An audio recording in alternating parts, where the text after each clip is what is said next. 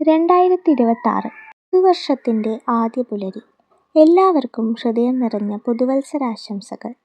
ഈ വർഷം തുടങ്ങാൻ ഞാൻ തിരഞ്ഞെടുത്തത് ഒരു യാത്രയായിരുന്നു.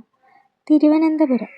എഴുത്തുകാർ പറഞ്ഞതുപോലെ, ചില നഗരങ്ങൾ നമ്മെ വിളിക്കില്ല, നമ്മൾ തന്നെയാണ് അവിടേക്ക് മടങ്ങിപ്പോകുന്നത്. ഓരോ തവണയും ഈ നഗരത്തിലെത്തുമ്പോൾ എൻ്റെ കാൽവെപ്പുകൾ സ്വാഭാവികമായും ഒരു ദിശയിലേക്കാണ്: ശ്രീ പത്മനാഭസ്വാമി ക്ഷേത്രത്തിലേക്ക്. പ്രഭാതത്തിൻ്റെ നിശബ്ദതയിൽ ഒരു കുളി, ശ്രദ്ധയോടെ തിരഞ്ഞെടുത്ത വസ്ത്രങ്ങൾ, മനസ്സിൽ മടക്കിവെച്ച ഒരു പ്രാർത്ഥന. 2 മണിക്കൂർ നീണ്ട ക്യൂ. എന്നാൽ അവിടെ സമയം പോലും ഭക്തിയുടെ മുന്നിൽ നിശ്ചലമായി നിന്നു. അകത്ത് ശബ്ദമില്ലാത്ത ശാന്തി, കണ്ണുകൾ നിറയ്ക്കുന്ന ഒരു ദർശനം. പണ്ടൊരു എഴുത്തുകാരൻ പറഞ്ഞതുപോലെ, ഇതൊരു ക്ഷേത്രമല്ല, വിശ്വാസം ശിലയായി നിൽക്കുന്ന ഒരു മൗനം. പത്മനാഭസ്വാമി കാണുന്ന ദൈവമല്ല, അനുഭവിക്കുന്ന സമാധാനം. പുതുവർഷം ഇങ്ങനെ തന്നെയാകട്ടെ, ശാന്തമായി.